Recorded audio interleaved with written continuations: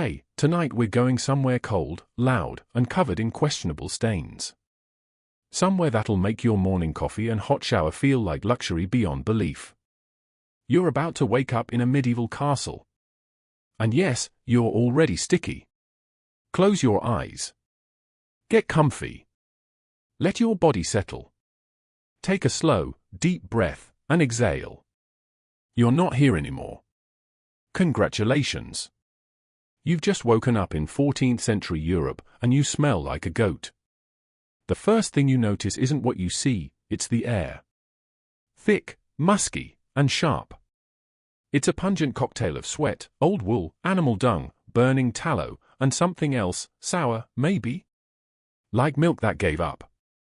You try not to breathe through your nose. You're lying on a bed of hay stuffed into a coarse linen sack. The mattress sags like it gave up on life 3 kings ago. It crackles beneath you with every shift, and you're vaguely aware of the lice crawling somewhere nearby or maybe on you. Maybe in your blanket. Maybe both.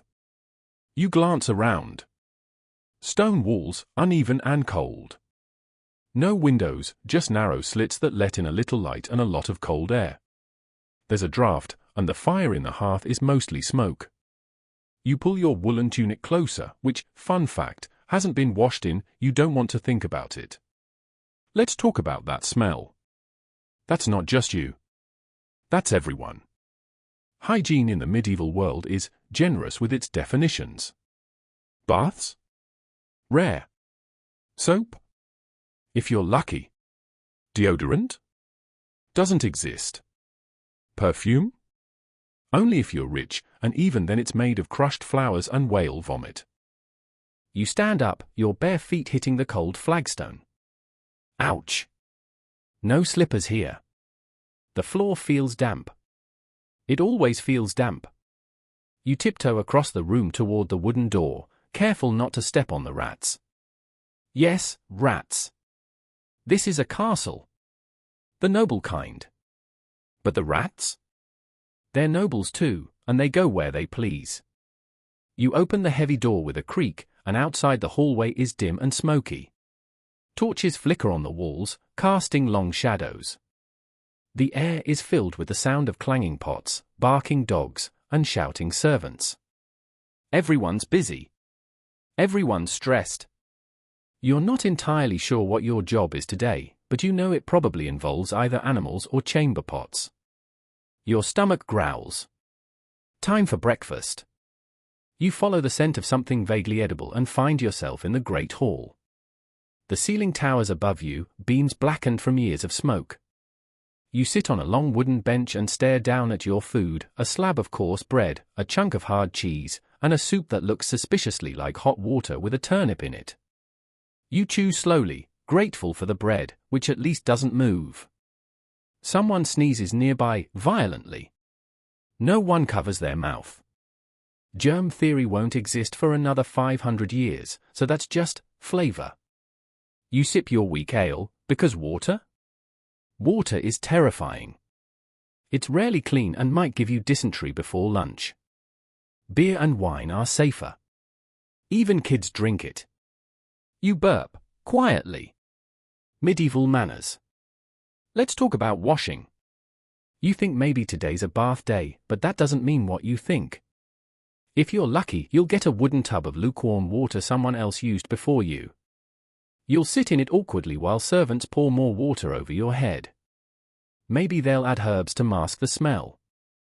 Maybe. If you're poor? Forget the tub. You'll wipe down with a cloth. Maybe. Once a week. Maybe. And if you're really out of luck, you'll just dust yourself with ashes. Medieval dry shampoo.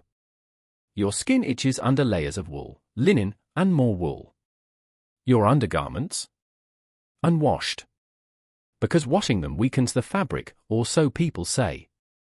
You shift awkwardly and hope no one can tell. You walk past the castle's guardrobe, a stone chute that empties directly into the moat. You know better than to look down. It smells like death, boiled cabbage, and regret. You clench your teeth and move on. You peek into the kitchens, where it's hot, loud, and covered in smoke. A pig is being roasted whole on a spit, and someone's skinning a rabbit. The cook is yelling about spoiled cream, and you notice a cat licking the cheese on the table. No one stops it. Food hygiene? What's that? You sneak a roasted onion and walk out, chewing it like an apple. Your breath now joins the chorus of everyone else's. It's fine. No one will notice. Upstairs, you hear music. A lute. Someone singing. It's out of tune, and you can't tell if it's in Latin or French. You find a spot near the window slit and breathe in deeply, cold, wet air. Better than inside. As night falls, you return to your chamber. You pull the coarse blanket over you, curl into the scratchy straw, and try to ignore the itching. Outside, wolves howl. Inside, someone is snoring through the wall. You smile. Because tomorrow, you'll wake up and smell like a goat again. But tonight, in your warm bed, in your clean home, you've never been more grateful for modern plumbing.